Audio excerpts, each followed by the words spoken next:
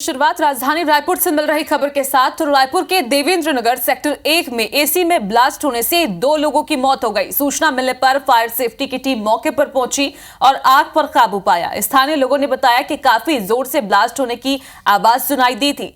धमाके से पूरी सड़क पर कांच के टुकड़े बिखर गए। सिविल लाइन थाने के सीएसपी अजय कुमार ने कहा है कि आग लगने के कारणों की जांच की जा रही है। उसे एक महिला और पुरुष बुरी तरह से झुलस गए। दोनों घायलों को मेकार अस्पताल में पहुंचाया गया, लेकिन यहां उन्होंने इलाज के दौरान दम तोड़ दिया।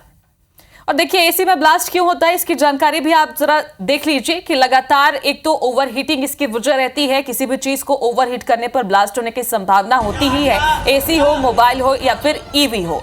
अब बात करते हैं कि और क्या वजह हो सकती है जिससे एसी में ब्लास्ट होता है। तो गैस लीक होने से भी ब्लास्ट का खतरा बढ़ जाता है, और इसके अलावा कूलिंग फैन का सही ढंग से काम नहीं करना एक वजह हो सकती है। और इसके अलावा और भी कई वजह हैं। मरम्मत हो गया और उतार चढ़ाव से, वोल्टेज के ज्यादातर उतार चढ़ाव से भी ब्लास्ट होने का खतरा बना रहता है। और भी ऐसे कई वजह हैं जिसकी वजह से एसी का ब्लास्ट होता है। इसी वजह से कहा भी जाता है कि मरम्मत को खासतौर पर ध्यान देना चाहिए। हर टाइम में मेंटेनेंस एक सही समय पर होना चाहिए, जिससे इस तरह की घटनाओं से बचा जा सकता है। फिलहाल अभी कारण तो यहाँ पता नहीं चल पाया है कि किस वजह से एसी में ब्लास्ट हुआ है, लेकिन जल्द ही जांच टीम कह रही है कि पता लगा लिया जाएगा कि आखिर क्या वजह है जब यहां पर ब्लास्ट हुआ जिसमें 2 लोगों ने अपनी जान गंवा दी।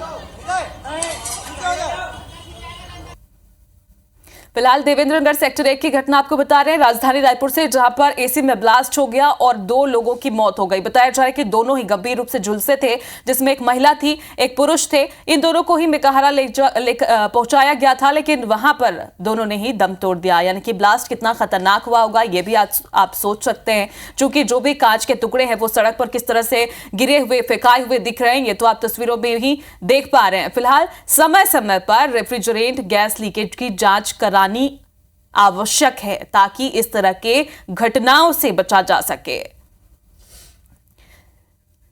सौरभ सिंह परिहार हमारे साथ रायपुर से लाइव जुड़ रहे हैं इसी खबर पर। तो सौरभ, क्या कुछ जानकारी अब तक निकलकर सामने आई, आखिर क्या वजह थी जिसमें 2 लोगों ने अपनी जान गंवा दी?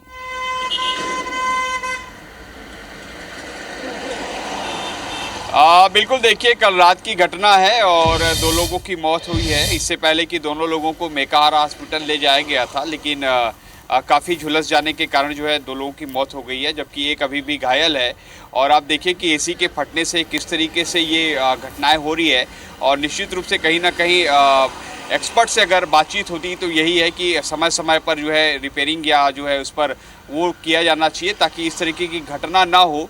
लेकिन बार बार ये और भी ऐसे मामले सामने आ चुके हैं। खासकर इस तरीके की घटना गर्मी के दिनों में देखने को मिलता है, लेकिन अभी ऐसे मौसम में देखने को मिल रहा है, मतलब कहीं ना कहीं और अदर फॉल्ट भी रहे होंगे। अभी हालांकि पुलिस जो प्रारंभिक तौर पर ये इसकी जांच शुरू कर दी है कि किस तरीके से घटना हुई है, लेकिन 2 लोगों की मौत और एक घायल है, उसकी जो है वो काफ़ी दुखद है। और पूरे मामले की जाँच अभी पुलिस कर रही है।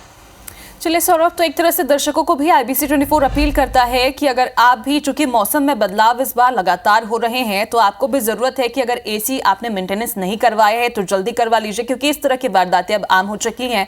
चूंकि मोबाइल फोन हो या फिर एसी हो या फिर इलेक्ट्रिक व्हीकल हो, लगातार इस तरह की घटनाएं आती हैं। फिलहाल नजर बनाकर रखिएगा सौरभ, शुक्रिया।